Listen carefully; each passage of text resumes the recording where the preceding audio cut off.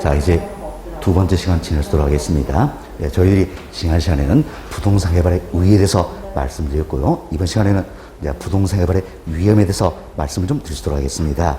자, 여러분 가져주신 기본서는 516페이지예요. 기본서 516페이지 펴놓으시면 되겠고요. 그리고 이제 강의 노트는 131페이지가 되겠습니다. 그래서 강의 노트 131페이지 보시면서 따라오시면 될 것 같네요. 자, 부동산 개발의 위험입니다. 이분도 종종 출제가 되는 부분이에요. 사실 부동산 개발도 확실합니까? 불확실합니까? 불확실하다는 이야기예요. 좀 부동산 개발도 불확실성이 따르고 있다는 겁니다. 이론에서 다양한 위험 요소가 존재하고 있다. 그래서 부동산 개발에도 위험이 따르고 있다 할 수 있겠죠. 뭐 때문에? 불확실하기 때문이다. 자, 이처럼 부동산 개발에 대한 위험을 먼저 우리가 통제 가능한 위험과 통제 불가능한 위험으로 구분을 해볼 수 있다는 겁니다. 좀 개발업자에서 통제 가능한 위험이 있지만 개발업자에서 통제 불가능한 위험이 있다.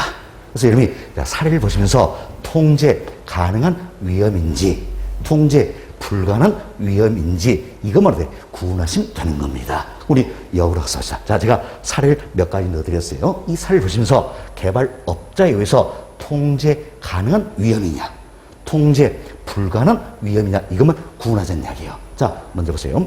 자, 부실공사 하자에 따른 책임 위험이다. 이는 개발업자에 의해서 통제 가능한 위험입니까? 통제 불가능한 위험입니까? 통제 가능하겠죠. 이런 통제 가능한 위험이다 보시면 되겠어요. 반면 거시적 시장 환경의 변화에 따른 위험이에요. 결국 시장 환경의 변화라는 이야기예요. 이 같은 부분은 개발업자에서 통제 가능합니까? 불가능합니까? 불가능하다 할 수 있겠지요. 다음 정부의 정책 규제 변화에 의한 사업 인허가 지연에 따른 위험이라는 이야기야. 그리고 사업 인허가 지연이 되더라. 뭐 때문입니까? 정부의 정책이나 규제가 변하기 때문이라는 이야기예요. 이도 개발업자에서 통제 가능합니까? 불가능합니까? 불가능하다 할 수 있겠지요. 특히 이분이 최근에도 또 출제된 내용입니다. 다음 사업지 주변 사회 간접 점유시설 확충의 지연에 따른 위험이라는 이야기예요. 이도 개발업자에서 통제 가능합니까? 불가능합니까? 불가능하다 할 수 있겠지요. 다음 매장 문화재 출토로 인한 사업 위험입니다. 이도 개발업자 힘에 있을 때 통제 불가능하다 할 수 있겠지요.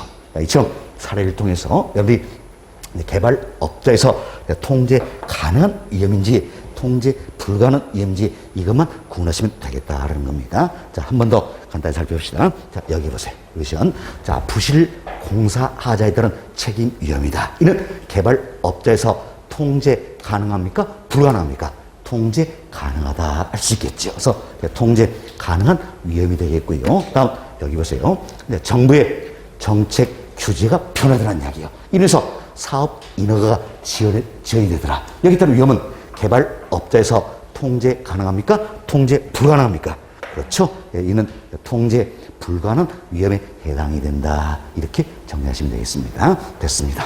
자, 다음 개발에 대한 위험을 워프드라는 학자가 있어요. 학자 이름은 중요한 게 아닙니다. 워프드 학자는 개발에 대한 위험을 세 가지로 분류를 하고 있다는 겁니다. 그런데 먼저 법률적 위험이라는 게 있어요.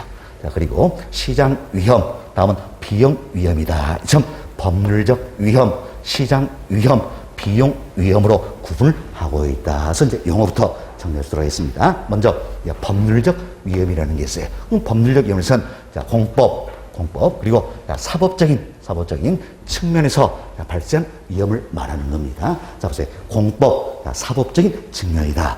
공법은 국가와 나와의 관계를 규율한 법규체가 되겠지요. 여러분이 아마 이유정 교수님부터 부동산 공법 아마 배우실 겁니다. 다음은 사법이에요. 사법은 개인과 개인과의 관계를 규율한 법규체예요. 대표적인 게 뭡니까? 민법이죠. 민법. 노준 교수님부터 배우는 과목이 되겠죠. 대단히 훌륭하신 분들이에요. 예, 좋습니다. 자, 이처럼 공법 그리고 사법적인 관계에서 발생 위험이 뭡니까? 바로 법률적 위험이다 할 수 있겠죠. 그럼 자, 여기 보세요. 토지 이용 규제라는 이야기예요. 토지 이용에 따른 규제다. 자, 이는 자, 공법적 측면입니까? 사법적 측면입니까? 공법적 측면이다 할 수 있겠죠. 공법 시험 배우잖아요. 반면 소유권 관련된 이제 민원 관련된 부분은 어떤 점입니까? 사법적인 측면이다 할 수 있겠죠. 우리 시험은 과거에 이것도 말 바꾼 적이 있어요. 자, 토지 이용 규제 관련한 사법적 측면 X 잘못되어 있지요. 토지 이용 규제다. 이는 어떤 측면입니까? 공법적인 측면이 되겠지요. 그리고 소유권 관계라든지 민원 이들은 뭡니까? 사법적 측면이다 할 수 있겠지요. 이점 토지 이용 규제 관련한 공법적 측면, 다음 소유권 민원 관련한 사법적 측면에서 발생한 위험이 뭡니까? 법률적 위험이다. 이렇게 보시면 되겠어요. 그럼 여튼 우리는 법률적 위험을 법률적 위험을 줄일 수 있어야 되겠죠. 그래서 법률적 위험을 줄이기 위해서는 어떨 것인가? 자, 이미 토지 이용객이 확정된 토지를 매입한다는 이야기예요. 그럼 토지 이용객이 확정이 돼 있으면 토지를 매입한다면 법률적 위험을 줄여볼 수 있어요, 없어요? 있다. 그래서 토지 이용객이 확정 토지를 매입하여 이용해서는 법률적 위험을 줄여볼 수 있는 하나의 방법이 되는 것이다. 이렇게 보시면 되겠습니다. 다음 두 번째로 시장 위험이라는 게 있어요. 시장 위험은 이렇게 합시다. 부동산 시장은요, 끊임없이 변하다는 이야기야. 그럼 시장이 끊임없이 변하기 때문에 시장은 확실합니까? 불확실합니까? 불확실하다. 이처럼 이 시장의 불확실성, 여기서 연유되는 게 바로 시장 위험이다. 이렇게 보시면 되겠어요. 자, 우리가 이런 예를 들어봅시다. 당초에 내가 분양 임대가 어느 만큼 될 것이다. 예상했겠죠. 그렇지만 내 예상만큼 분양 임대가 안 되더란 이야기예요. 이래서 기대된 수익이 달성되지 않을 수가 있다. 하나의 위험 요인이 되겠죠. 또한 내 예상보다도 더 낮은 가격으로 분양이 되거나 임대가 되더란 이야기예요. 이래서 기대된 수익이 달성되지 않을 수 있겠죠. 모두가 위험적인 요소다. 뭐 때문입니까? 바로 부동산 시장이 끊임없이 변하더라. 시장이 불확실하기 때문이다 할 수 있겠네요. 좀 시장의 불확실성, 여기서 연주되는 게 어때? 시장 위험이다 할 수 있겠죠. 우리는 이것은 시장 위험을 줄이기 위해서 또 노력을 해야 되겠죠. 그래서 시장 위험을 줄이기 위해서 시장 연구, 시장성 연구가 철저히 진행이 돼야 된다는 겁니다. 이때 들어보세요. 시장 연구다. 이는 학자에 따라서 시장 분석이다. 이렇게 표현하는 겁니다. 다음, 시장성 연구는 시장성 분석이다. 이렇게 표현되는 겁니다. 시장성 분석이. 자, 보세요. 시장 연구, 즉, 시장 분석이라는 이야기. 자, 보세요. 시장을 연구하고 분석한다는 이야기. 그럼 시장이 뭘 연구하고 분석할까? 바로 수요 공급 상황을 분석하겠다. 항상 시장 분석 나면 뭡니까? 시장이 뭘 분석한다? 수요와 공급을 분석한다. 이렇게 보시면 되겠어요. 그래서 시장 연구, 즉 시장 분석이라는 것은 시장의 수요와 공급 상황을 분석하는 것이다 할 수 있겠죠. 시장의 수요 공급 상황을 분석합니다. 그리고 나서 시장성 연구가 이루어진다는 이야기야. 시장성 연구는 시장성 분석이다. 그래서 우리 지난시간에 말씀드렸지요. 개발 파트에서 시장성이다. 이 표현이 나오면 우리는 뭘 떠올린다 그랬어요? 분양 임대. 이걸 떠올린다 했죠? 분양 임대다. 그래서 시장성 연구는 결국 분양, 즉 매매, 임대 가능성을 분석하는 것이다 할 수 있겠죠. 그래서 내가 공부시켰을 때 얼마나 분양, 즉 매도되고 임대될 것인가 가능성을 분석하는 것이다 하는 겁니다. 결국 벌써 이제 시장의 수요 공급상을 먼저 분석해야 되겠죠. 그리고 예를 들어서 내가 공부시켰을 때 얼마나 분양되고 임대될 것인가 가능성 정도를 분석함으로써 시장 위험을 줄여볼 수 있어요, 없어요? 있다라는 거지요. 그래서 이제 시장 연구, 시장성 연구 이를 통해서 우리가 이제 시장 위험을 줄여볼 수 있다. 그래서 시장 위험을 좀 줄이기 위해서는 어때? 시장 연구, 시장성 연구가 이루어져야 된다. 순서는 시장 연구, 시장성을 먼저 해야 되겠죠. 그리고 시장성 연구, 시장성 분석이 이루어진다. 이렇게 생각하시면 되겠습니다. 됐습니다. 다음 세 번째로 비용 위험이라는 게 있어요. 비용 위험이라는 것은 개발 기간 동안에 추가로 부담해야 될 비용에 따른 위험이다라는 겁니다. 사실 인플레가 발생할수록 공사 기간이 장기화될수록 추가 비용이 발생하겠죠. 좀 추가 비용이 발생하면서 내 기대 수익이 달성되지 않을 수가 있다는 이야기요. 이도 하나의 위험 요인이다 할 수 있겠지요. 추가 부담해야 될 비용에 따른 위험을 우리가 비용 위험이다 이렇게 표현하는 겁니다. 이제 좀 인플레가 심하면 심할수록 공사 기간이 장기화될수록 추가 비용 더 많이 들겠죠. 그래서 비용 위험은 커진다 할 수가 있겠습니다. 워퍼든 학자는 개발했던 위험을 세 가지로 분리해서 설명하고 있다는 거죠. 뭐가 있습니까?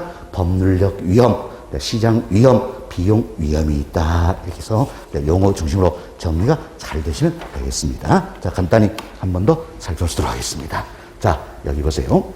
자, 워퍼든 학자는 부동산 개발 위험을 세 가지로 설명하고 있죠. 법률적 위험, 시장 위험, 비용 위험이다. 먼저 공법, 사법적인 관계에서 발생한 위험이 뭡니까? 법률적 위험이 되겠죠. 다음, 시장의 불확실성, 여기서 연연하는 게 어때요? 시장 위험이다 할 수 있겠죠. 다음, 공사 기간 동안 추가로 부담이 될 비용이 따른 위험이다. 이건 뭡니까? 비용 위험이다. 이렇게 용어 정의 잘 하시면 되겠습니다. 자, 이렇게 해서 저희들은 이제 부동산 개발했던 위험이다. 이분도 다 맞춰드리겠어요. 자, 이와 관련해서 여러분 교재 몇 페이지를 한번 보시자면 518페이지입니다. 여러분 기본서 자, 518페이지를 보세요. 자, 상단에 OX 지금 나와 있죠? 한 번 더 풀어보면서 반복습 하시도록 하겠습니다. 자, 1번 봅시다. 1번 보시면 개발 사업에서 법적 위험은, 자, 법적 위험은 그럼 뭡니까? 여기는 법률적 위험, 이걸 의미하는 거예요. 자, 토지 이용 규제는 사법적 측면과 벌써 잘못됐으면 알 수 있겠죠. 자, 토지 이용 규제다. 이는 사법적 측면입니까? 공법적 측면입니까? 공법적 측면이다. 할 수 있겠죠. 그것도 한번 보세요. 소유권 관계 같은 공법적 측면에서 잘못되어 있죠? 소유권 관계는 어때? 사법적 측면이다. 그럼 말이 바뀌었네요. 토지 이용 규제는 공법적 측면과 소유권 관계 같은 사법적인 측면에서 발생한 위험을 말한다. 이렇게 표현돼야 되겠죠? 그래서 1번은 잘못된 지문이네요. X. 2번 봅시다. 2번. 자, 법률 위험을 최소화하기 위해서는 이용 계획이 확정된 토지를 구입하는 것이 유리하다. 자, 우리 여기서 배웠던 내용이죠. 자, 이미 토지 이용 계획이 확정된 토지를 매입하여 이용으로써 법률적 위험을 어때? 줄여볼 수가 있다. 이 내용이지요. 그래서 2번은 맞는 표현이 되겠습니다. 다음 3번 보세요. 자, 부동산 개발 사업의 진행 과정에서 행정의 변화에 의한 사업 인허가 지연 위험은, 자 보세요. 사업 인허가 지연이 된다는 이야기예요. 뭐 때문에? 행정의 변화 이로 인해서, 자, 이는 시행사 또는 시공사가 스스로 관리할 수 있는 위험에 해당한다. 자 보세요. 시행사 또는 시공사에서 통제 가능한 위험입니까? 통제 불가능한 위험입니까? 통제 불가능한 위험이다 할 수 있겠죠. 그래서 스스로 관리할 수 있는, 잘못된 표현이죠. 스스로 관리하기 어려운 위험에 해당한다. 즉 통제 불가능한 위험이다. 이렇게 보셔야 되겠죠. 3번 X. 4번 예측하기 어려운 시장의 불확실성은 부동산 개발 사업에 영향을 주는 시장 위험 요인이 된다. 그리고 어때? 시장의 불확실성, 여기서 연유된 건 뭡니까? 시장 위험이다. 그래서 맞는 표현이 되겠네요. 4번은 맞는 표현이다. 이렇게 보시면 되겠습니다. 자, 이렇게 저희들이 OX 지문도 살펴드렸습니다. 이번 챕터 부동산 개발의 위험이다. 다 정리해드렸고요. 다음은 3번 챕터로 넘어갑니다. 자, 여러분 강의 노트 132페이지예요. 우리가 부동산 개발의 타당성 분석이다라는 것을 학자에 따라서는 부동산 분석이다 이렇게 표현하게 되는 겁니다. 그래서 타당성 분석 또는 부동산 분석이다 이렇게 표현하는데, 자 쉽게 이해하자는 이야기요. 자 이제 A라는 부동산 개발 사업이 있다는 이야기예요. 이 자체가 타당성 있는지 좀 더 구체로 살펴보자 이렇게 생각하시면 되겠습니다. 자 우리가 하나의 예를 한번 들어봅시다. 이제 군자에 내가 오피스 빌딩을 내가 분양 임대하고자 한다는 이야기예요. 자, 이 같은 개발 사업 안이 있다. 자, 여기에 타당성이 있다 없다 검토를 한번 해보자는 이야기예요. 그럼 가장 먼저 활용해 보시가 내가 공급하고자 하는 특정 지역이 있다는 이야기예요. 그럼 이 사례라면 어디에 됩니까? 바로 군자가 되겠죠. 지금 내가 공급하고자 하는 특정 지역인데 이 지역에 모든 부동산에 대해서 수요에 영향을 미친 요인들이 있다는 이야기예요. 자, 예를 들어서 이 지역의 인구수라든지, 자, 소득 수준이든지, 고용 상태, 이들이 부동산 수요에 영향 미칠 수 있어요, 없어요? 있잖아요.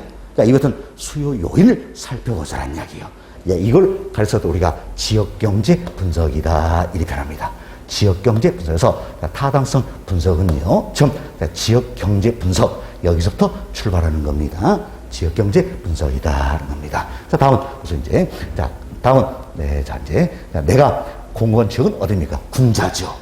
공부하던 유형은 뭡니까? 오피스 빌딩이라는 이야기예요. 그래서 군자에 있는 오피스 빌딩을 대상으로 해서 수요 공급상을 분석을 해보자는 겁니다. 근데 수요 공급을 분석해서 우리 조금 전에 배웠어요. 뭡니까? 시장 연구, 시장 분석이다. 이렇게 표현했죠. 그래서 다음 단계는 시장 분석이 되겠습니다. 시장 분석이라는 것은 결국 시장을 분석하자는 이야기. 시장이 뭘 분석합니까? 수요와 공급 상황을 분석한다. 이렇게 보시면 되겠습니다. 그래서 여기 보세요. 특정 지역의 특정 유형의 부동산에 대해서. 자, 조금 전에 저희들이 지역 경제 분석이다. 이때 때 모든 부동산을 대상으로 했어요. 자, 내가 공부한 특정 지역, 군자죠. 여기에 모든 부동산을 대상으로 해서 수요에 영향을 미치는 수요 요인, 이걸 어때 살펴보는 게 지역 경제 분석이었잖아요. 그러면 시장 분석에서는 내가 공급하고자 하는 특정 지역이 있다는 이야기예요. 그리고 특정 유형의 부동산이 있다는 이야기예요. 그래서 이 얘는 군자에 있는 오피스 빌딩을 대상으로 해서, 그래서 이제 수요와 공급 상황을 분석하는 것이다. 수요와 공급 상황을 분석이 뭡니까? 시장을 분석한다. 시장 분석이다. 이렇게 보시면 되겠죠. 시장 분석을 위해서도 여러 가지 기법들이 활용이 되고 있더라니. 그 중에 대표적인 기법이 시장 세분화라는 기법이 있고 시장 차별화라는 기법이 있다는 겁니다. 그래서 여러분들이 시장 세분화 그리고 시장 차별화다. 이 용어가 정리하시면 되겠는데, 자, 이건 이런 생각하세요. 시장 세분화라는 것은 세분이 뭡니까? 세부적으로 분류하겠다는 이야기예요. 누굴? 수요자를. 지금 내가 어때? 공급하고자 하는 거잖아요. 그렇죠? 그래서 수요자를 특성에 맞게 소 집단으로 세부적으로 분류하겠다는 이야기예요. 이게 시장 세분화다라는 겁니다. 그래서 이제 수요자를 특성에 맞게 소 집단으로 세부적으로 분류해 보겠다. 세부적으로 분류한다서 시장 세분화라는 이야기예요. 다음 이제 시장 차별화는 것은 차별한다는 이야기. 뭘 차별할 것인가? 바로 공급되는 제품을 차별한다 할 수 있겠죠. 자 보세요. 수요자 사람들은 차별하면 됩니까? 안 됩니까? 안 되겠지요.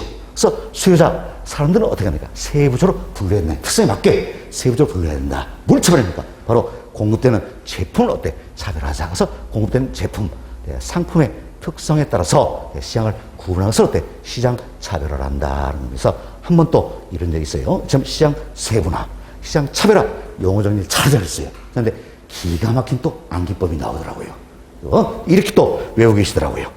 여기 보세요.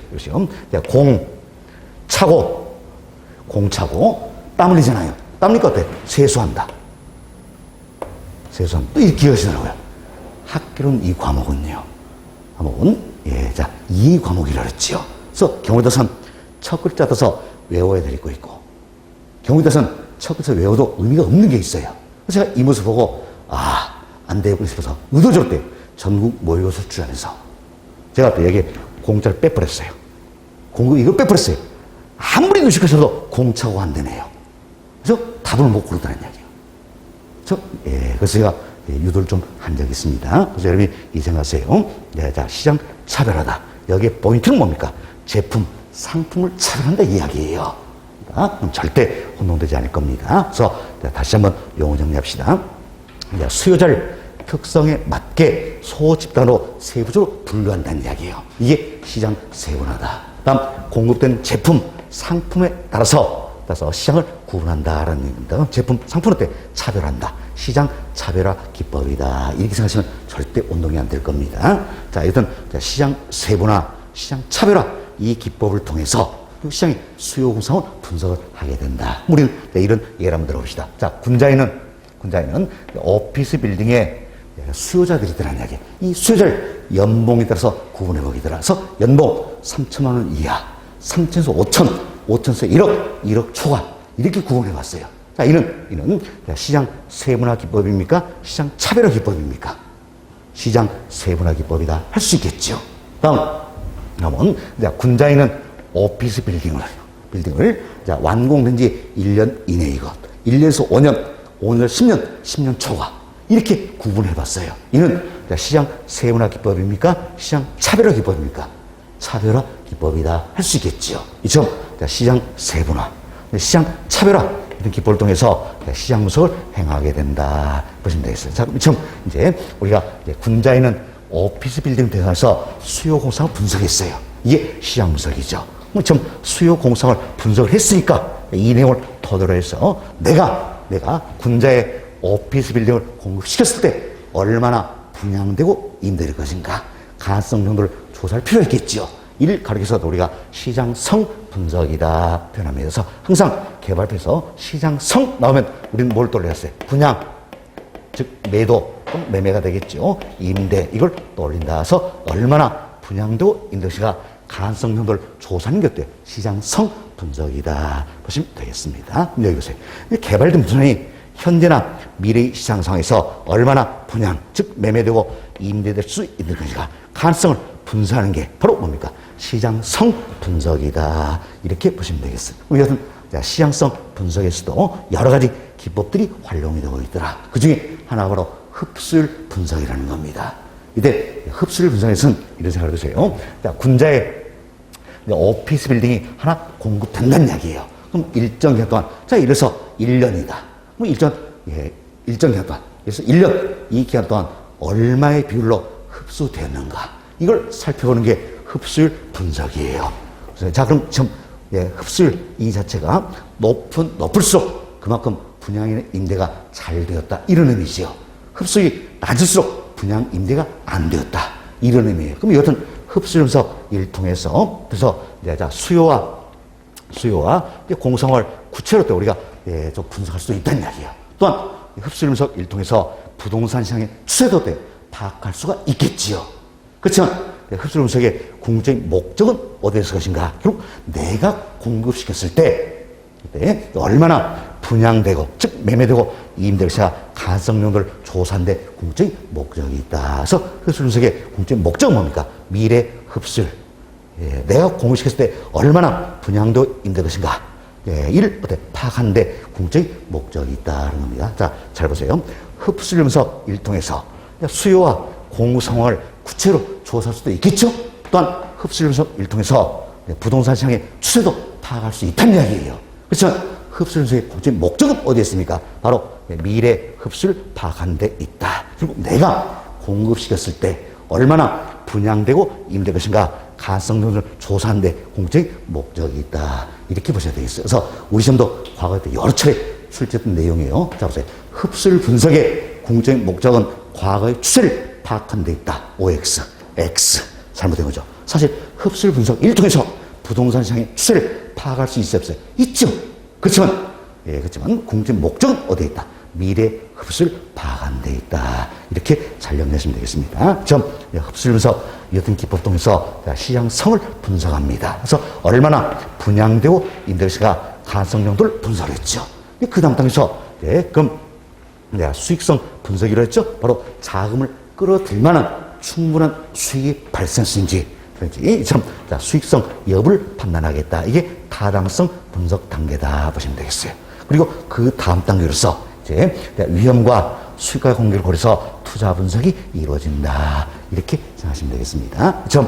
부동산 개발의 타당성 분석이다. 즉 부동산 분석이다. 이건도 과정부터 순서를 잘 생각하셔야 돼요. 가장 먼저 할 일이 뭡니까? 지역경제 분석이죠. 다음 시장 분석, 다음 시장성 분석이죠. 타당성 분석, 투자 분석 이 어떤 과정에서 이루어진다. 그래서 여러분들이 군자에 내가 오피스 빌딩을 하나 어땠지? 분양 임대하고자 한다. 이것은 개발 사업이 있다. 이걸 예를 생각하시면 훨씬 더 쉽게 접근이 될 겁니다. 다시 한번 순서부터 살펴봅시다. 그러니까 지역경제 분석부터 출발하는 거지요. 다음 시장 분석, 다음 시장성 분석, 타당성 분석, 투자 분석이다. 이렇게 생각하시고 이제 한 번 더 정리하도록 하겠습니다. 특히 여러분들이 여기에서 여기는 시장 분석과 시장성 분석 이걸 잘 비교하셔야 돼요. 우리 시험 이 두 가지 때 말 바꾸기를 많이 합니다. 그래서 두 가지를 잘 비교하셔야 되는데 여기 봅시다. 특정 지역의 특정 유행 분야에 대한 수요와 공급상을 분석한다는 이야기예요. 그럼 수요와 공급상을 분석하는 건 시장을 분석한다 그 이야기잖아요. 그래서 수요와 공급상을 분석을 뭘 합니까? 시장 분석이다. 이렇게 표현하는 거죠. 시장 분석이다. 시장을 분석하는데 뭘? 수요와 공급성을 분석한다라는 겁니다. 그렇죠? 시장 분석에서 활용 기법이 여러 가지가 있더라. 예, 그 중에 수요의 특성에 따라 시장을 구분한다는 이야기예요. 이를 뭐라고 했어요? 시장 세분화다. 다음, 공급되는 상품, 즉 제품의 특성에 따라 시장을 구분하는 건 뭡니까? 시장 차별화다 할 수 있겠죠. 다음, 그래서 이제 개발된 부동산이 현재나 미래 시장상에서 매매, 즉 분양이나 임대할 수 있는 가능성을 분석한다는 이야기예요. 이를 뭐라 했습니까? 시장성 분석이다 표현했지요. 시장 분석은 시장의 수요와 공급성을 분석하는 것이고, 시장성 분석은 분양, 임대, 가능성 정도를 분석하는 것이다. 그래서 구분 잘 하시면 되겠습니다. 처음 시장성 분석의 활용 기법이 흡수율 분석이죠. 흡수율 분석의 공식 목적은 어디에 있습니까? 바로 미래 흡수율 파악한 데 있다. 이렇게 잘 정리하시면 되겠습니다. 자, 이렇게 해서 저희들이 타당성 분석 과정이다. 이건 다 맞춰드렸습니다. 자, 다음은 하나 더 말씀을 좀 드리겠는데, 이제 아파트 재건축 사업이 있다는 이야기예요. 재건축 사업에 따른 조합의 사업성 분석이다라는 부분이에요. 그때 조합의 사업성에 긍정적인 영향을 주는 요인들이 있고, 조합의 사업성에 부정적인 영향을 주는 요인들이 있더라. 이걸 구별하는 게 종종 우리 시험 또 출제되는 내용이에요. 네, 어려운 거 없습니다. 여러분이 주어진 조건을 주셔서 이 생각을 좀 내겠어요. 자, 보세요. 재건축 사업의 수익성이 향상이 된다면, 당연히 조합 사업성에 대해 긍정적인 영향을 준다 할 수 있겠지요. 또 주어진 조건을 보시면서 재건 사업의 수익성이 악화된다는 이야기. 즉 수익성이 악화된다면 당연히 이는 긍정적인 영향을 주는 겁니까? 부정적인 영향을 주는 겁니까? 부정적인 영향을 주는 것이다. 이렇게 구분되시면 되겠어요. 그래서 주어진 조건 보시면서 수익성이 향상되는 요인이면 긍정적인 영향을 주는 거고, 수익성을 악화시킨 요인이 나오면 어때? 부정적인 영향을 주는 것이다. 이렇게 구분되시면 되겠어요. 자, 그럼 우리는 이 사례를 한번 봅시다. 여기 보세요. 이제. 자, 매수 예정 사업 부지 가격의 상승이다. 그럼 내가 어때? 땅을 사고자 했죠. 사고자는 이 땅값이 어때? 올라갈수록 그만큼 비용이 많이 들겠죠? 그래서 원가 부담이 늘어난다는 이야기. 지금 원가 부담이 늘어나면 늘어날수록 당연히 수익성은 향상이 됩니까? 악화됩니까? 수익성은 어때? 악화된다. 할 수 있겠죠. 그럼 수익성이 악화되니까 긍정적, 부정적인 영향을 준 요인이다. 이렇게 구분되시면 되는 겁니다. 아시겠죠? 다음 또 봅시다.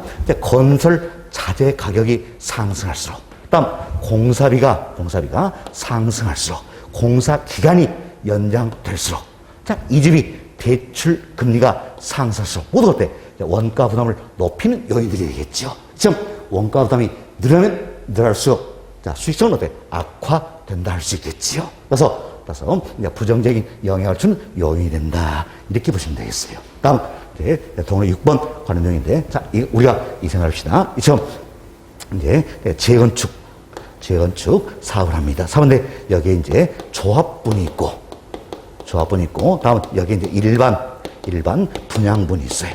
그럼 지금 일반 분양분에 분양가가 하락할수록, 재건 사업의 수익성은 향상이 될까요? 악화될까요? 악화되겠지요. 당연히 수익성이 악화되니까 부정적인 영향을 준 요인이다. 다음, 초기에 분양률이 저조할수록 수익성은 악화되겠죠? 부정적인 영향을 준 요인이다. 다음, 용적률의 감소입니다. 특히 이분도 잘 기억하세요. 자, 용적률이 감소한다는 이야기. 자, 인허가시에 용적률이 감소한다는 이야기예요. 그럼 용적률이 감소할수록 분양 면적은 넓어지는 겁니까? 줄어드는 겁니까? 줄어들겠죠. 그럼 분양면이 줄수록 수익성은 향상되어 악화된다. 그래서 부정적인 영향을 미치는 요인이 된다는 겁니다. 그래서 용적률이 감소할수록 그만큼 분양 면적이 줄어드니까 수익성이 악화해서 부정적인 영향을 준 요인이다. 다음, 조합원 부담금이 어때? 인상될수록 당연히 부정적인 영향을 주겠죠. 다음, 이제 기부 체납의 증가면 이때 기부 체납 이용을 생각하는데, 기부 체납은 뭡니까? 기부 체납은 무상으로 정부나 지자체 기부하는 걸 말하는 겁니다. 자, 그럼 지금 재건축 사업을 하면서 여기에 공원 하나 어때? 조성해서 지자체 기부하겠다는 이야기예요. 아, 뭐 여하튼 기부 체납이 증가면 증가할수록 자, 원가 부담은 그만큼 늘어나겠죠. 늘어나니까 당연히 수익성은 어때? 악화된다. 부정적인 영향을 주는 요인이 된다. 할 수 있겠죠. 자, 이렇게 해서 저희들이 이제 부정적인 영향 요인들 중심으로 살펴드렸어요. 자, 이와 정반대되는 게 뭡니까? 바로 긍정적인 영향을 주는 요인이 된다. 할 수 있겠죠. 그래서 어려운 거 없습니다. 항상 여러분들이 주어진 조건을 보세요. 주어진 조건을 보시면서 그래서 수익성을 향상시키는 요인이 나오면 뭡니까? 긍정적인 영향을 주는 요인이다 생각하시면 되겠죠. 그리고 수익성을 악화시킨 요인이 나오면 어때요? 이는 부정적인 영향을 주는 요인이다. 이렇게 구분되시면 되겠습니다. 됐습니다. 자, 이렇게 해서 저희들이 이제 타당성 분석이다. 이분도 다 맞춰드렸습니다. 여러분이 가지신 기본서 527페이지를 보세요. 기본서 527페이지 한번 보시기 바랍니다. 자, 찾으셨나요? 예. 여기 보시면 OX 지문들이 들어있죠. 일단에서 또 한번 우리가 이제 반복습 하도록 하겠습니다. 자, 1번입니다. 1번. 자, 시장 분석은 특정 부동산에 관련된 시장의 수요와 공급성을 분석하는 것이다. 자, 지금 시장의 수요와 공급 상황을 분석한다. 이걸 뭐라 했습니까? 시장 분석이다. 표현해드렸죠. 그래서 1번 맞는 점이 되겠습니다. 2번 보세요. 부동산 시장 분석과 시장성 분석은 동일한 개념으로 끊어봅시다. 자, 이거 보세요. 시장 분석과 시장성 분석은 동일한 개념입니까? 어명이 다르잖아요. 그렇죠? 그럼 2번은 무조건 잘못된 지문이다. 생각하시면 되겠습니다. 자, 다음 3번 봅시다. 3번 보시면, 자, 부동산 시장 분석은 일반적으로 개발 착순이 이루어지만 후속 사업이나 계속적인 투자에 대한 의사결정을 위해 사후 검증 참소 때 이루어지기도 한다라는 거지요. 맞는 지문이네요. 참고하시면 되겠습니다. 다음 4번 봅시다. 자, 시장 세분화는 수요자의 특성에 따라, 시장 차별화는 공급 상품의 특성에 따라 시장을 구분하는 것이다. 자, 지금 수요자의 특성에 따라서 시장을 구분하는 게 뭡니까? 시장 세분화다. 다음 공급되는 상품, 제품의 특성에 따라서 시장을 구분하는 건 뭡니까? 제품 차별화 되겠죠. 시장 차별화다. 이렇게 용어 정리했지요. 그래서 4번도 어때? 맞는 표현이다. 할 수 있겠죠. 그래서 이런 질문이 나오면 수요자, 사람들은 차별하면 된다. 안 된다는 이야기야. 특성에 맞게 세부적으로 분류해야 되겠죠? 세분화. 다음, 이제, 자, 공급된 상품, 제품 뭡니까? 차별해야 되겠죠. 그래서 이제 시장 차별화다. 이렇게 생각하시면 절대 틀리지 않을 겁니다. 그래서 4번 맞는 점이 되겠고요. 다음 5번 봅시다.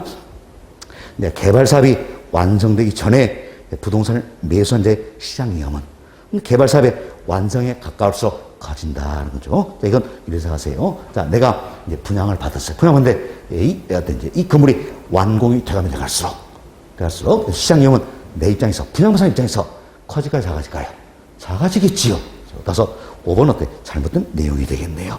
뒷집은 개발 사업의 완성이 가까울수록 커진다가 아니라 작아진다. 이렇게 표현돼야 되겠죠. 누구 입장입니까? 지금 매수한 자, 분양받은 사람의 입장이다. 이 생각하시면 되겠죠? 5번 X. 다음 6번 봅시다. 향후 개발된 부동산이 현재나 미래 시장 상황에서 매매되거나, 즉 분양되거나 임대될 수 있는 경쟁력을 분석한다. 결국 어때? 분양, 임대, 가능성 정도를 분석해 보겠다. 이걸 그래서 우리가 뭐라고 했어요? 시장성 분석이다. 이렇게 했죠. 앞집은 자, 시장성 분석 단계가 맞는 표현이 되겠죠. 다음 7번 봅시다.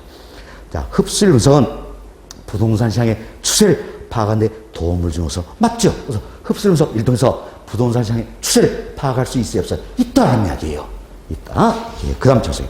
과거의 추세를 정확히 파악하는 것이 주된 목적. 여기가 잘못되어 있네요. 자, 흡수율 분석 일통해서 부동산 시장의 추세를 파악할 수 있다. 과거의 추세 파악할 수 있죠? 그렇지만 주된 목적은 뭡니까? 즉, 공적 목적은 자, 미래 흡수를 파악하는 데 있다는 거죠. 그래서 지문에 과거 추세를 정확하게 파악하는 주된 목적이 잘못되어 있죠. 주된 목적, 공적 목적은 뭡니까? 미래 흡수를 파악하는 것이다. 이렇게 보시면 되겠습니다. 다음 8번 봅시다. 8번. 자, 상식적인 내용이에요. 공실률 조사는 부동산 시장 조사의 핵심 사항으로 자, 임차 공간이 실제로 임차인들에 의해서 어느 정도 사용되어 있는 걸 파악하는 것이다 할 수 있겠죠. 다음 9번 봅시다. 다른 조건이 동일하다면 임대차 기간이 긴 경우에 비해 임대차 기간이 짧은 경우가 상대적으로 공실 위험을 줄일 수 있다. 자 보세요. 공실 위험을 줄이기 위해서는 임대차 기간이 긴 게 유리합니까? 짧은 게 유리합니까? 긴 게 유리하겠죠? 말이 좀 바뀌었네요. 임대차 기간이 짧은 경우에 비해 임대차 기간이 긴 경우가 상대적으로 공실 위험을 줄일 수 있다. 표현돼야 되겠지요. 그래서 9번도 X. 다음 10번 봅시다. 자, 부동산 개발 사업의 재무적 타당성 분석은 투자로부터 자금을 끌어들일 수 있는 충분한 수익이 있는가에 초점을 맞춘 개념이다. 바로 이 부분이 되겠죠. 투자자의 자금을 요인할 수 있을 만한 충분한 수익성이 있는지를 분석한다. 수익성 여부를 검토하는 게 바로 보니까 타당성 분석이다 할 수 있겠죠. 그래서 맞는 표현이 되겠고요. 다음 11번 동일한 내용입니다. 개발 사업에 투자 자금을 끌어들일 수 정도의 충분한 수익이 발생한지를 분석하는 게 뭡니까? 타당성 분석이다 할 수 있겠죠. 다음 12번. 11번도 맞는 질문이 되겠고요. 12번입니다. 개발 사업에 대한 타당성 분석 결과가 동일한 경우라도 분석된 사업화는 개발업자에 따라 채택될 수도 있고 그렇지 않을 수도 있다 그랬지요. 어떻습니까? 동일한 개발 사업이랄지도 개발업자마다 요구하는 수익률이 다를 수 있기 때문이다. 이렇게 보시면 되겠어요. 12번 맞는 질문이다 생각하시면 되겠습니다. 됐습니다. 자, 이렇게 해서 저희들이 이제 OX 지문 관련해서 한번 또 살펴드리면서 반복습을 했다. 이렇게 생각하시면 되겠습니다. 자, 3번 챕터 타당성 수업 다 말씀드렸고 다음은 예론 강의 노트 133페이지예요. 133페이지 보시면 네 번째 챕터입니다. 네 번째 챕터 부동산 개발의 분류다 소개되고 있는데 자, 사실 이 부분이 최근에 또 우리 시험에서는 집중적으로 출제가 되고 있다라는 겁니다. 사실 지난 시험도 부동산 이용 및 개발에서 세 문제 나왔다 그랬지요. 물론 세 문제 모두가 개발에 출제됐어요. 그럼 개발에 출제된 세 문제 중에 결국 또 두 문제가 바로 개발의 분류 여기서 나온 겁니다. 그렇죠? 그만큼 출제 비중이 높은 부분이다 생각하시고 제가 기출했자 표기를 해드렸어요. 여기 보니까 최근에 집중적으로 출제가 되고 있다. 거의 매해마다 빠지지 않고 무조건 나온 영역이다 생각하시고 잘 정리 좀 되셔야 될 부분입니다. 사실 우리가 이제 부동산 개발할 때 분류하는 것도 아주 다양하다는 거예요. 이것은 다양한 분류 방법, 우리가 이해하자는 겁니다. 먼저 부동산 개발의 주체에 따라서 개발을 어떻게 분류를 해볼 수가 있다는 겁니다. 사실 개발의 주체는 뭡니까? 부동산 개발이 누구에 의해서 이루어지냐 이 문제죠. 크게 공적 주체가 있고 사적 주체가 있다는 이야기예요. 이때 정부라든지 지자체 그리고 공기업들이 있습니다. 자, 그래서 한국토지주택공사 지금 각종 공사들이 공기업이잖아요. 이들에서 개발이 이룰 수 있어요, 없어요? 있죠. 이게 바로 이제 공적 주체에 의한 개발이다. 이렇게 보시면 되겠어요. 공적 주체도 당연히 개발할 수 있겠죠. 공적 주체는 개발이다. 지금 공적 주체는 개발을 그래서 우리가 공영 개발이다. 이렇게 표현합니다. 공영 개발이라서 공영 개발이라는 것은 결국 공적 주체의 개발이 되겠다. 그런데 가장 대표적인 예가 바로 유명이 되겠죠. 자, 한국토지주택공사가 택지를 개발하겠다는 이야기예요. 먼저 보세요. 그럼 한국토지주택공사는 공적 주체잖아요. 공적 주체에서 개발이 이러니까 당연히 뭡니까? 이게 공영 개발이 된다 할 수 있겠죠. 그래서 공영 개발의 가장 대표적인 사례가 바로 한국토지주택공사가 택지를 개발하는 것이다 할 수 있겠죠. 이래서 구체적으로 택지의 공영 개발이다 이렇게 표현합니다. 그럼 지금 공적 주체는 뭐 때문에 개발가치가 바로 공익을 추구할 목적이다 이렇게 생각하시면 되겠지요. 자, 다음 이것이 이제 우리 개인이든지 민간 기업이다. 이들 다 됩니까? 사적 주체에 해당한다는 이야기예요. 또한 토지 소유자 조합이 있어요. 그럼 토지 소유 조합도 사적 주체에 해당이 되는 겁니다. 사실 토지 소유 조합이다. 여기 누가 가입합니까? 정부가 가입하는? 아니죠. 우리들이 가입한다는 이야기예요. 그래서 토지 소유 조합도 사적 주체에 해당한다 생각하시고, 우리들도 개발할 수 있어요, 없어요? 있잖아요. 그래서 사적 주체에 의해서 개발이 이루어진다. 그래서 공적 주체뿐만 아니라 사적 주체에 의해서 개발이 이루어진다는 이야기예요. 그렇죠? 사적 주체에서 개발이 이루는 걸 어때 우리가 공영 개발이 아니다 이런 의미에서 비공영 개발 또는 어때 민간 개발이다 이렇게 표현하는 겁니다. 비공영 개발 또는 민간 개발이다 표현해요. 그럼 좀 사적체. 우리들은 무엇 때문에 개발합니까? 돈 벌자고 개발하는 거예요. 돈 벌자고. 그래서 우리들은 사익을 추구하고자 하는 것이다. 이렇게 보시면 되겠어요. 이처럼 부동산 개발은 공적 주체에 의해서 이루어지기도 하고 사적 주체에서 이루어지기도 하다는 이야기예요. 그렇지만 경우에 따라서는 공적 주체와 사적 주체의 결합에 의해서 공적 주체와 사적 주체의 결합에 의해서 개발 사업이 이루어지기도 한다는 겁니다. 그렇죠? 공적 주체와 사적 주체의 결합에서 개발 사업이 이루어지는 걸 우리가 공동 개발이다 표현합니다. 공동 개발이다. 다른 용어로 예를 표현하는데 공적 주체와 사적 주체의 결합이라고 해서 공사 혼합 개발이다. 공사 혼합 개발이다. 표현을 쓰겠죠. 다음 공적체는 관이 되겠죠. 사적체는 민이다. 그래서 민관 합동 개발이다. 표현을 쓰겠죠. 다음 공적 주체와 사적체의 결합으로 우리가 흔히 제3섹터다 표현합니다. 제3섹터에 의한 개발이다 이렇게 표현하기도 한다는 겁니다. 이미 우리 시험 때 대체로 출제가 다 됐던 용어예요. 그래서 공적 주체와 사적체의 결합에서 개발에 이룬 건 뭡니까? 공동 개발이다. 가장 많이 쓴 표현이고 이도 공사 혼합 개발이다. 민관 합동 개발이다. 제3섹터 개발이다. 이렇게도 표현하게 된다는 겁니다. 참 우리가 이제 부동산 개발의 주체에 따라서 부동산 개발을 분류할 수가 있더라는 겁니다. 먼저 공적 주체에서 개발이 이루어진다는 이야기예요. 그래서 우리 뭐라고 했습니까? 공영 개발이다 표현했지요. 다음 사적 주체에서 개발이 이룰 수 있겠죠? 가리켜서 비공영 개발 또는 민간 개발이다 표현했습니다. 다음 공적 주체와 사적 주체의 결합에 의해서 개발이 이룰 수 있더라. 뭐라고 했습니까? 공동 개발이다 표현했지요. 공동 개발이다. 이게도 공사 혼합 개발, 민관 합동 개발, 제3섹터에 의한 개발이다. 참 다양한 용어로 표현을 하고 있다. 이렇게 생각하시면 되겠어요. 됐습니다. 여기까지 일단 말씀드리고 여러분 기본서 498페이지를 한번 보세요. 기본서 498페이지입니다. 찾으셨나요? 예, 498페이지 여시면 중간쯤에 OX 지문 들어있습니다. 1번 한번 살펴봅시다. 1번. 공공개발은 제2섹터 개발이라고 하며 끊어봅시다.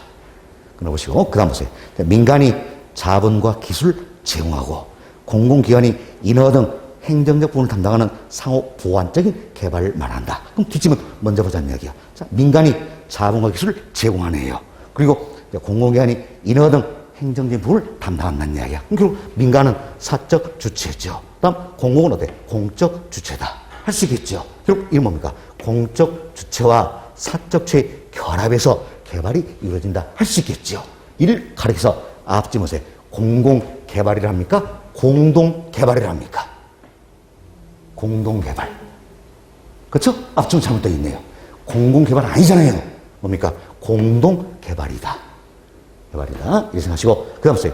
제2섹터 개발이라고 하면 아니지요. 지금 공적체와 사적체의 결합을 어때요? 우리가 흔히 제3섹터로 표현하죠. 그래서 이는 제3섹터에 의한 개발이 된다. 이렇게 보시면 됩니다. 앞지문이 전체로 잘못되어 있습니다.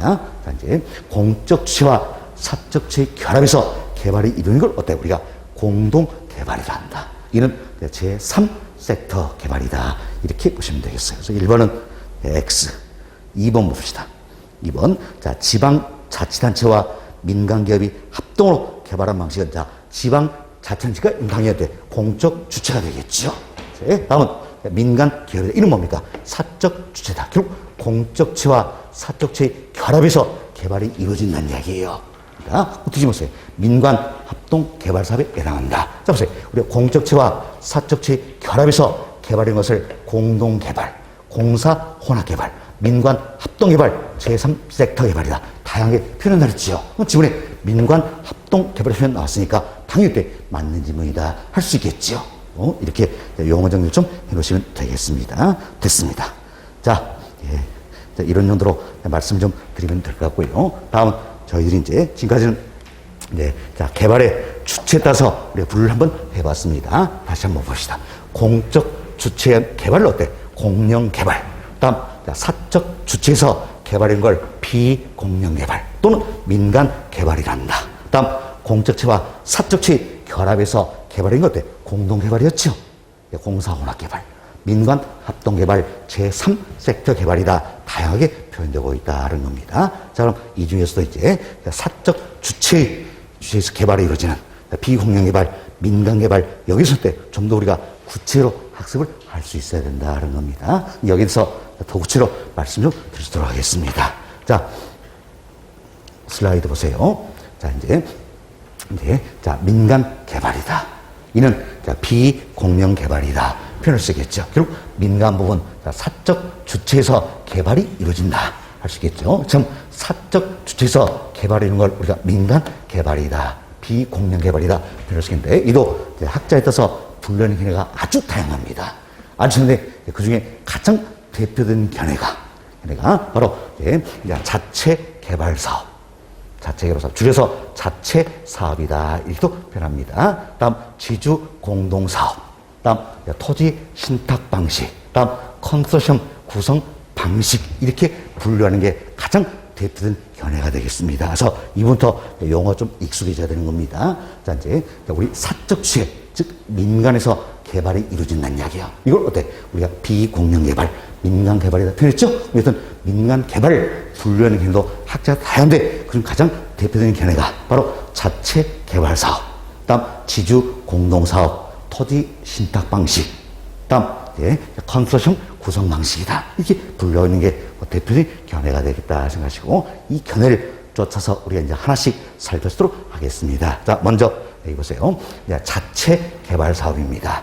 이걸 줄여가지고 우리가 자체 사업이다. 이렇게 표현한다 했어요. 그럼 이때 자자가 한문 써보면 스스로 자자예요. 그리고 스스로 힘에 의해서 개발 사업이 이루어진다 이야기예요. 그럼 누구 스스로면서 개발 사업이 이루어집니까? 바로 토지 소유자다. 그래서 자체 사업은 토지 소유의 힘에 의해서 전적으로 개발 사업이 이루어진다. 그래서 토지 소유자에 의한 개발이 되는 것이다. 보십니다. 아주 쉬운 예로 우리 이런 생각을 해봅시다. 내가 여기에 조그만 땅을 가지고 있어요. 땅을 가지고 있는데 내가 가진 땅 위에다가 내가 건물을 짓겠다는 이야기예요. 건물 짓고 판다. 그래서 때 이익이 발생하면 내가 또 챙기겠다는 이야기예요. 이게 뭡니까? 바로 자체 사업이다. 그 이야기예요. 또 우리 또 주변에서 볼 수 있는 대표 사례가 건설을 작아요. 자기네들이 가진 땅 위에다가 아파트를 짓습니다. 그래서 때 분양하고 이익이 발생하면 챙겨가겠다는 이야기예요. 이게 바로 뭡니까? 자체 사업이다. 라는 겁니다. 그래서 자체 개발 사업이다. 줄여서 자체 사업. 이건 뭡니까? 토지 소유자의 힘에서 전적으로 개발 사업이 이루어지는 경우다. 이렇게 보시면 되겠습니다. 토지 소유의 힘에서 전적으로 개발 사업이 이루어진다. 따라서 사업 시행의 주체는 누가 되는 겁니까? 당연히 토지 소유자가 되는 것이다. 할 수 있겠죠. 자, 보세요. 토지 소유의 힘에서 전적으로 개발이 되니까 당연히 사업 시행의 주체는 어때? 토지 소유자가 된다는 겁니다. 그래서 자금 조달도 누가 하는 겁니까? 토지 소유자가 하겠다는 이야기예요. 하겠다. 그리고 개발 이익이 발생됩니다. 그럼 개발 이익은 누구에게 귀속될까요? 토지 소유자에게 귀속된다는 거죠. 쉽게 우리 이런 생각 하시면 되겠죠. 내가 가진 땅 위에다가 건물 하나 지었을 때 팔겠다는 이야기예요. 그럼 건물 짓기 위해서 돈이 필요하면 자금 조달 누가 해야 됩니까? 내가 해야 되겠지요.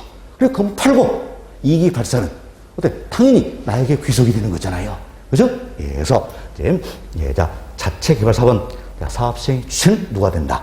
토지 소유자가 되기 때문에 자금 조달도 어때? 토지 소유자는 거지요. 개발 이익이 발생하면 개발 이익도 어때? 토지 소유자에 귀속된다. 할 수 있겠지요. 또한 자체 사업은 토지 소유자 힘에서 전적으로 개발이 나서 대부분의 위험을 누가 부담합니까? 토지 소유자가 부담한다. 보시면 되겠어요. 따라서 토지 소유자 입장에서는 그만큼 위험이 어때? 크다는 이야기죠.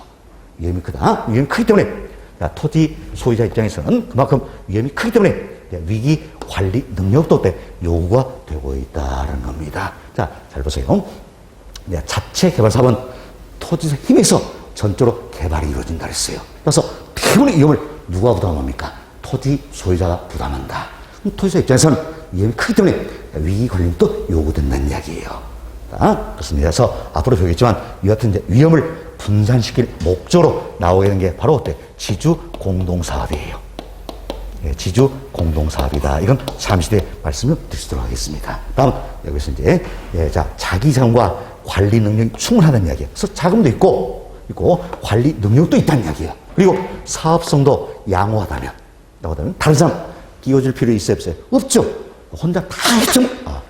죄송합니다. 이렇게 쓰면 안 되겠죠. 혼자 하면 된다는 이야기예요. 혼자 하면 그래서 이때는 자체 개발 사업, 자체 사업이 적합하다 할 수 있겠죠. 그래서 자금도 있고 관리 능력도 충분하고 사업성도 양호하다. 이때는 자체 사업이 적합하다 이렇게 정리하시면 되겠습니다. 자, 이렇게 해서 저희는 이제 민간 개발 방식이다. 하나의 유형을 말씀을 드렸어요. 자체 사업이다. 이분 말씀을 드렸습니다. 자, 여기 보세요. 우리가 민간 개발을 분류하는 방법도 다양하겠죠. 그 중에 가장 대표적인 개념은 뭡니까? 바로 자체 개발 사업, 다음 지주 공동 사업, 다음 토지 신탁 방식, 다음 컨소시엄 구성 방식으로 분류하는 개념이다 생각하시고, 토지 소유의 힘에서 개발이 이루어진다는 이야기예요. 이걸 가려서도 우리가 자체 개발 사업이다. 그래서 자체 사업이다 이렇게 표현을 해드렸습니다. 자, 다음 두 번째로 지주 공동 사업이라는 게 있어요. 자, 이때 지주 공동 사업이라는 것은 토지 소유자와 개발업자 간의 처럼 토지 소유자와 개발업자 간의 공동 사업이다 이렇게 생각하시면 되겠습니다. 그래서 토지 소유자는 대체로 이제 토지를 제공합니다. 개발업자는 개발의 노하우를 제공한다는 이야기. 그래서 서로의 이익을 추구하고자 하는 형태가 바로 뭡니까? 지주 공동 사업이다 이렇게 보시면 되겠어요. 그럼 자 보세요. 지주 공사업은 토지 소유자와 개발업자 간의 공동 사업이라고 그랬죠. 그래서 토지 소유자와 개발업자 간의 위험을 분산시킬 수 있다는 이야기예요. 자, 저희 조금 전에 이런 말씀드렸어요. 자, 자체 개발 사업은 전적으로 토지 소유의 힘에서 개발이 이루어진다 그랬죠. 대부분의 위험을 누가 놓습니까? 토지 소유자가 부담한다는 이야기예요. 그래서 토지 소유자 입장에서는 위험도는 너무 크죠. 이 같은 위험을 분산시킬 목적으로 나오게 된 게 결국 뭡니까? 지주 공동사업이다. 그래서 지주 공사업은 토지 소유자와 개발업자 간의 공동사업으로서 토지 소유자와 개발업자한테 위험을 분산시킬 수 있다. 이것은 장점이 있다는 점. 위험을 분산시킬 수 있다는 장점이 있는 게 바로 지주 공동사업이다. 이렇게 생각하시면 되겠어요. 이것은 지주 공사업 유형에도 여러 가지 있습니다. 그런데 그 중에 저희들이 이제 세 가지를 다루게 될 거예요. 공사비 대물 변제 방식, 공사비 분양금 지급 방식, 사업 수탁 방식 또는 사업 위탁 방식인데 이들이 모두 지주 공동사업의 유형이에요. 물론 이 이외에도 여러 가지 유형들이 있어요. 그렇지만 신경 쓰지 마시고 우리나라의 세 가지 정도 학습을 하게 된다는 겁니다. 이번은 조금 더 시간이 걸릴 부분이에요. 그래서 잠시 쉬었다가 다음 시간에 더 구체적으로 살펴보도록 하겠습니다. 이번 시간은 여기까지만 말씀을 드립니다. 10분 쉬었다 진행합니다.